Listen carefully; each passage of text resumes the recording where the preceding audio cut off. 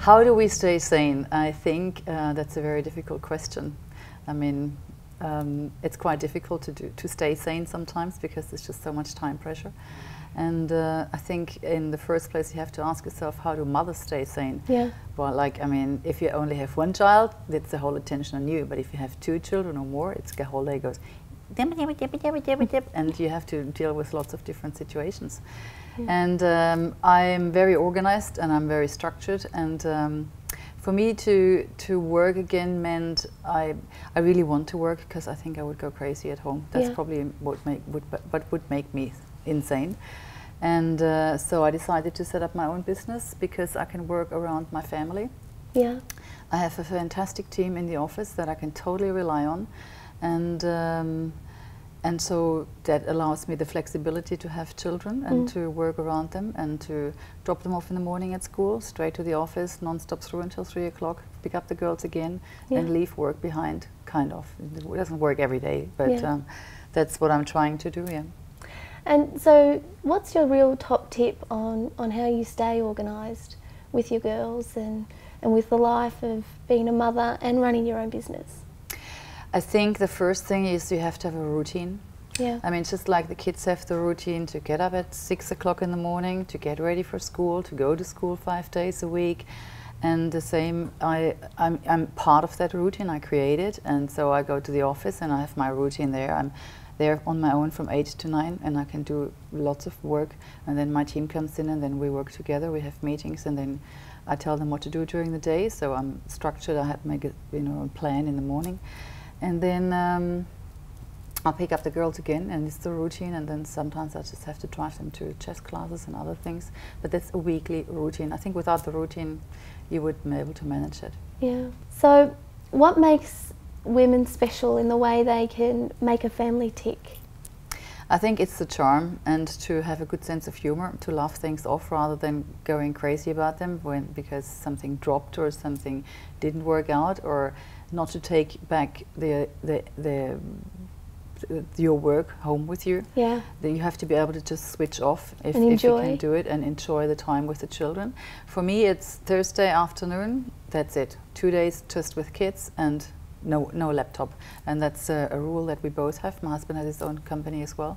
And the weekend, there's no work, end of story. It's just for the kids. Yeah. And then they go to a very disciplined school called Joyfat, where they have, they have to stand up for the national hymn in the morning. That's how strict they are and disciplined. And so weekend is fun, enjoyment, and just be around with them. Mm.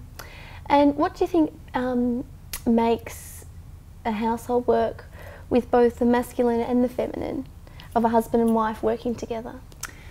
Well, to be honest, my husband travels a lot. Like this month I hardly see him, next month I hardly see him. And when he's around, it's a lot easier, because he does a lot of maintenance around the house, and he organizes the house and helps me shopping. And he basically does what I do. We work as a team, and it's not like you do this, I do that. It's, we work as a team, and that's how it works when he's here.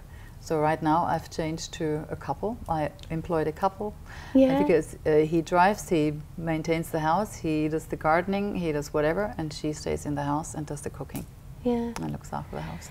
And when you're with your girls, how do you stay present? Because I know sometimes it's easy to think about stuff at work, even though you have your rules. How do you stay present? Like I said, when I pick them up from school, we go home, and luckily they don't have any homework because they all do all that at school. And we can then sit down and play things, and the age difference is not so big, so that you can involve both in the same games, in the same things, and we play in the garden, we do board games or whatever until dinner is finished, and luckily I have somebody that cooks for me, because if I would have to do that, then I wouldn't have no time for the children. So you have to organize your life with other people involved, like a maid, nanny, driver, gardener, that do things for you, otherwise you won't be able to do it. Yeah.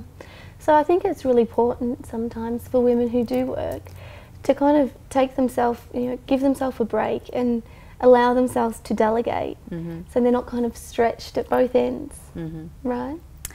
Yes, and my husband and I do that quite well, because he loves riding his Harley, so he goes away for a weekend with his friends, and then I get a weekend away with my friends. It doesn't happen very often, but sometimes you just need a cut from it, and otherwise you do go insane.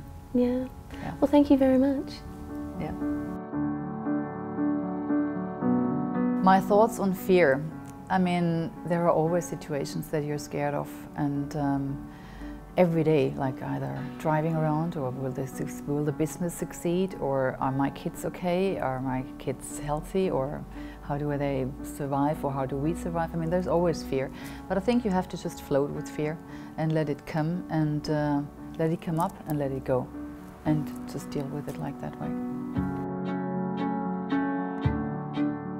My thoughts on love, well, you know that I've adopted 2 gorgeous children, and I mean that was a pretty big risk, and I just love them so much. The love to them is something I would never ever change. That's the best decision I've ever taken, and it's completely different love than to a husband. But at the same time, love is also loving yourself for what you're doing, for what you are, for getting up in the morning, looking in the mirror and say, hey, I'm okay, I love myself. So, because if you can't love yourself, you can't love others. The heart is not there. Courage is, for me, that you do what you want to do and not being scared of it. There comes the fear in again, yeah? So don't be scared to let your courage come up and have the courage to change your life, because otherwise you get up every morning and think, oh, why did I not do it? Feelings are, I mean, so many different feelings, you know. You have to listen to how you feel about things when you do it. And does it feel okay? Does it feel not okay? And I allow myself to listen to my feelings, because without that I wouldn't be able to make a lot of decisions, and I have to make a lot of decisions every day, just alone in my business and with my children and at home, and just listen to what feels right. Just have this feeling here.